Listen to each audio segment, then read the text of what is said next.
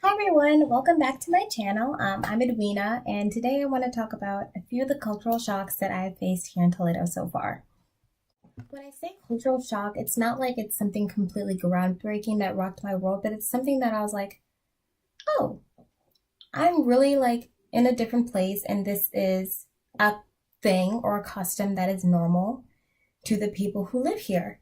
And I'm super not used to whatever this specific thing happens to be. So it's not like it's something that completely like shocked me, that made it completely like, whoa. It was just something that was kind of like a smaller version, like, oh, okay. I can adapt to that maybe. So okay, first is the fact that people wear their shoes inside of their houses. And for me, this is kind of strange because, like, I am obviously like West African, and when you enter the house, like of any traditional home of like a West African family, it is mandatory that you take off your shoes, and you need to leave them downstairs because everything else is carpet. The thing is that here a lot of the floors aren't carpeted at all. They're like tile or they're marble or wood, but I haven't really seen wood a lot. It's just like tile floors. And I asked one of the directors, and he said that's the reason that people wear their shoes everywhere inside, to the bathroom, to your room, to the kitchen, to the living room. You wear your shoes constantly inside. You don't really walk barefoot anywhere unless like maybe you're at a beach, but that's completely like different. So, something that really surprised me is that people wear their shoes completely all the time while they're in the house. Another cultural shock is the idea of siesta, which is napping from like 2 o'clock after you eat lunch to maybe, I don't even know when, but basically it's like from like 2 o'clock to maybe 4 or 5.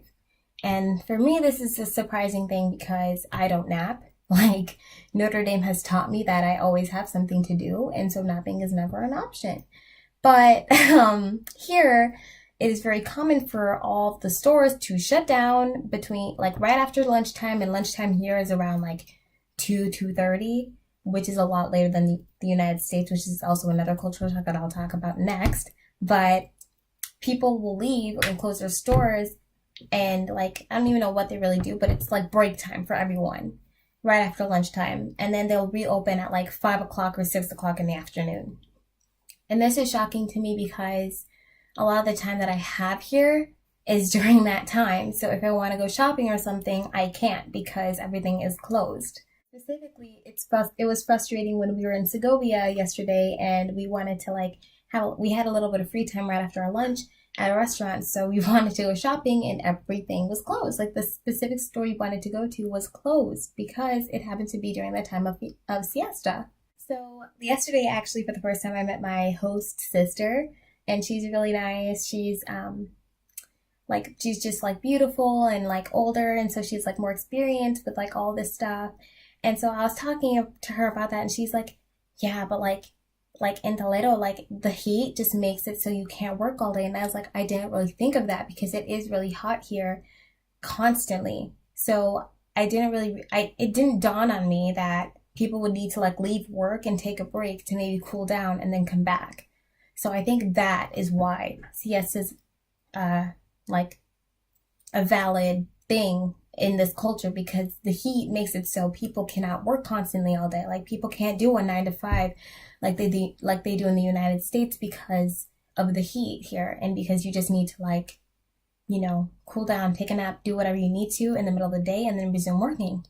So that was also a cultural shock for me to learn too. So I'm glad I asked for that because that made a lot of sense to me. Like, it's part of the culture because of the heat here. All right. My third cultural shock is about food and eating. All right. So, United States, breakfast is the most important meal of the day. You can eat like some toast, some eggs, maybe a little oatmeal, some cereal, drink some orange juice, drink some tea or something. And here, what I eat, quote unquote, for breakfast is I just take a little cup of coffee and I sip that, and maybe like a really flat cookie, and that's pretty much it. And that's normal for everyone here. And the reason that this is surprising to me is because we grew up thinking that breakfast is the most important meal of the day. You cannot skip breakfast. And people here pretty much skip breakfast. Simply. School, I wake up really early for lift and then I go right to class. So I technically don't eat breakfast at school, but I'm like drinking tea. And then right after I get out of class, maybe at like 12 or so, maybe 11:30, that's when I get to go eat at the dining hall or something at school. So technically it's kind of like early-ish, brunch-ish time, but it's still like a time that's relatively early that I get to eat something. But here, a reason that and a lot of people don't eat breakfast is because they don't have time. And I'm like, yeah, I can get behind that. Like I don't have time either to eat at school too, but these people are working, so I can't compare myself as a student to them who can get out of class and then go get something to eat to someone who has a career here and they literally don't have time. So I totally understand that too. Because when I interned at PwC during these past 2 summers, like I would wake up and I would eat something quick that my dad would prepare, and then I'd be off to work right at like 8:30 a.m. every morning. So I think here it's just way more common to just like get ready and go to work and drink a coffee and that's it. And that is relatively like I can very much understand that. Lunch, however, has lunchtime gets me a little bit though because that lunch here is at like 2:30, 3 o'clock sometimes. And that is pretty late for me, for someone who only drank coffee for breakfast. And then I have to wait all that time to like actually eat a real food or eat a real meal. And then the lunches here are pretty big. So if you eat with your family, you'll probably have like a really big sized lunch because like la comida is, which is called the food like directly translated, but it really means like the lunch in the middle of the day. It's like pretty much the biggest meal or the most important meal in Spain. So you tend to eat a lot more during la comida rather than just eating a big thing for breakfast and then like a relatively normal sized thing for lunch. No, it's like tiny, tiny breakfast, big la comida, like big food during lunch. Then dinners are extremely late too. So I've heard that some host families will make food at like 10:30, 11. I'm kind of lucky because my mom will ask me what time and I'll always say 9:30, which is like relatively early for them. But normally in the United States, I eat at like 6:37 because I try to not eat too late at night. So that was a huge adjustment too, but I mean, it's worth the wait because the food is really good, but it's just a big adjustment to like have your body retaining or like taking in a lot of food late at night and then going to do homework and then maybe going to sleep like right after. So that was a huge adjustment to make too. One thing I forgot to mention that I do really like is that after la comida, it's really customary to eat something sweet. So like there'll be like peaches, melocotones, or oranges, naranjas, or manzanas, which are apples, to kind of pair after you've just eaten the big meal in the middle of the day, which I like because I like to have something like a little sweet after eating, and it's really normal to have that instead of just eating like a sandwich and being done. Like, no, you'll eat like maybe a sandwich or like your little like your plate of like rice and your salad, and then you'll have some peaches after, which I really like. And it's kind of the same thing for dinner too. On most of the time, my mom will offer me something like a fruit, like some watermelon, or like maybe like a chocolate pudding, or like some dessert that she specifically made, which is really nice. So that's another part that I really like about like the food here in general.